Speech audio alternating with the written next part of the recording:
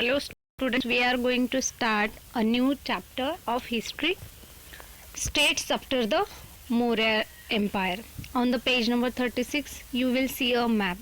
That map is about the 4th century to 6th century CE. And in that map, you will see the shaded area. The shaded area shows the Gupta Empire of that period.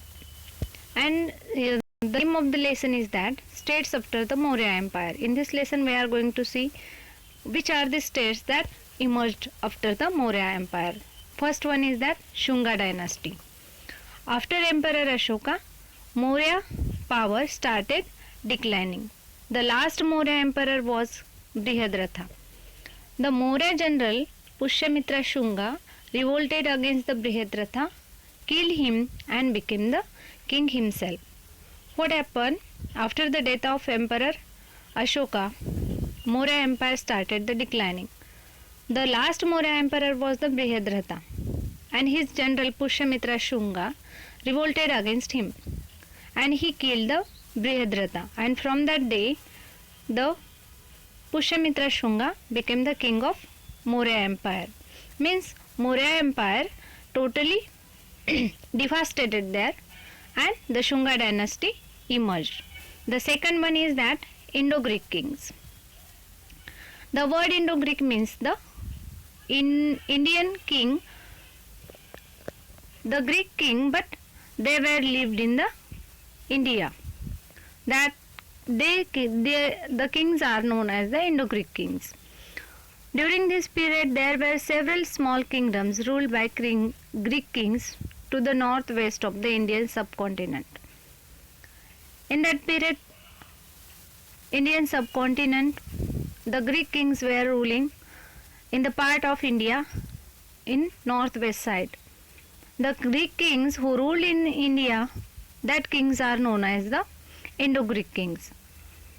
In the history of the coins of ancient India, the coins of these kings are important.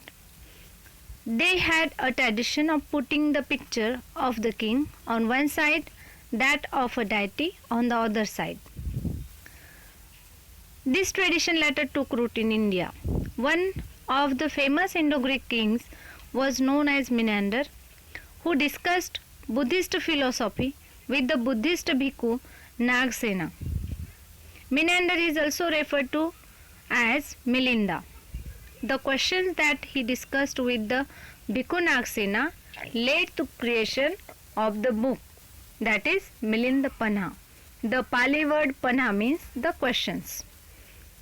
You can see the Menander's coin both sides on page number 37. The second point is that Kushana kings. India was invaded from time to time by several tribes. One of them is that Kushana. The Kushanas were one such tribe from Central Asia. They established their rule in the northwestern region and in Kashmir in the 1st century CE. The Kushana kings were the first to start minting of gold coins in India. They started the custom of putting images on the Gautam Buddha and different Indian deities on the coins. The Kushana king Kanishka extended their emperor.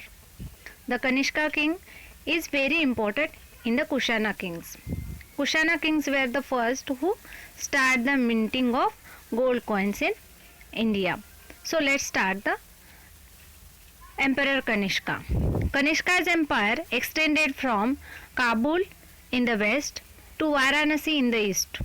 Gold and copper coins minted by him have been found in North India. The 4th Buddhist Council was also held in the Kashmir during the period of Kanishka. He established the city of Kanishkapur in Kashmir. It is believed that the village of Kanpur near Srinagar today could be the Kanishkapur. The well-known poet Ashwaghosh lived during the reign of Kanishka. He wrote the text Buddha Charitra and Vajrasuchi. The famous Vaidyacharaka was also in the Kanishka's court. If you want to see the coins of Kanishkas, You can see on page number 37. In your textbook, page number 37, do you know this information is given. That information is very important. Kanishka's gold coin. The information is about Kanishka's gold coin. It was minted by Emperor Kanishka. It has the words Shao Nano Shao Kanishki Kushano on one side. It means King of Kings, Emperor Kanishka Kushana. On the other side, there is an image of Gautam Buddha, and the word Buddha means the Buddha, written in the Greek script. The information is very important. That shows the importance of Kanishka king. Kanishka is also known as the Shao Nano Shao Kanishki Kushano, means the king of kings, Emperor Kanishka Kushana. And some script is also written on that coins. The script is Greek script. Okay, so let's start the fourth point of this lesson, that is Gupta dynasty. The end of the 3rd century CE saw the rise of the Gupta dynasty in North India. The Guptas remained in power nearly 3 centuries. Shrigupta was the founder of the Gupta dynasty. Samudragupta and Chandragupta II were the notable king of the Gupta dynasty. Okay, who is the founder of Gupta dynasty? That is Shrigupta. There are some evidences that proves that the Gupta dynasty ruled in India near about 300 years, means the 3 centuries. The notable king of Gupta dynasties are Samudragupta and Chandragupta II. We will see about the Samudragupta. So let's start. The expansion of the Gupta Empire began during the reign of Chandragupta I. His son Samudragupta defeated the smaller neighboring kingdoms and extended the empire further. In his time, the Gupta Empire spread from Assam up to the Punjab. He had also conquered the eastern coastal region up to Kanchi in Tamil Nadu. Due to the victories, his power came to be recognized everywhere. As a result, kings on the northwestern frontiers as well as those in Sri Lanka made treaties of friendship with him. A pillar inscription at Prayag describes Samudragupta's conquest and victories. This inscription is known as Prayag Prashasti and also as Allahabad Prashasti. He was an expert veena player. He minted coins which had a variety of images engraved on them. In one of them, he is seen playing the veena. His name Samudragupta is engraved on it. This is the information of Samudragupta. If you want to see the coins of Samudragupta, you can see on page number 38. So let's start the second point, that is Chandragupta II. After the Samudragupta, his son Chandragupta II ascended the throne. He ascended the Gupta Empire towards the northwest frontiers.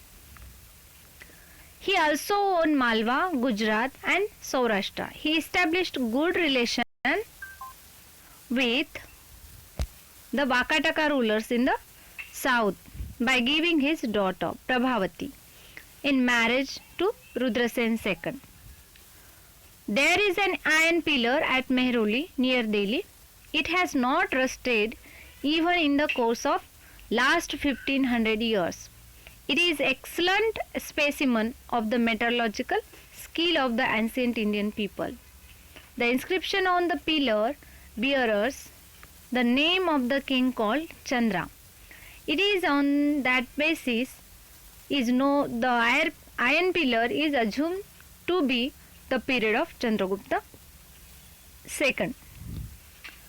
ऐसे कहा जाता है कि Chandragupta second के period में जो iron pillar है मेहरौली के नज़दीक वो बनवाया गया है, और वो आयरन पिलर आज भी 100 इयर्स बिफोर वो बनवाया गया है, लेकिन आज भी वो क्या है, नॉन रस्टिंग है. Okay, so next one we are going to see that do you know information. Do you know information? The traveler Fayan, his information is given. He came to India during the reign of Chandragupta II. In his travelogue, he has described the social life during the Gupta period. He says that Indian cities are big and prosperous. There are several guest houses for travelers and also several charitable organizations. The city has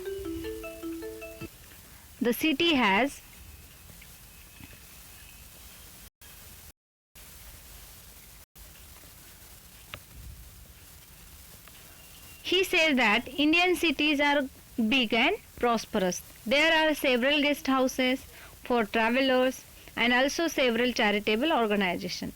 The city has hospitals where the poor get medical treatment free of charge. There are great viharas and temples. People are free to choose any occupations.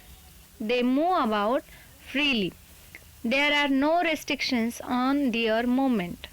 Government officers and soldiers are paid their salaries regularly. People do not drink alcohol or commit violence. The administration of the Gupta rule is conducted in the proper and efficient manner.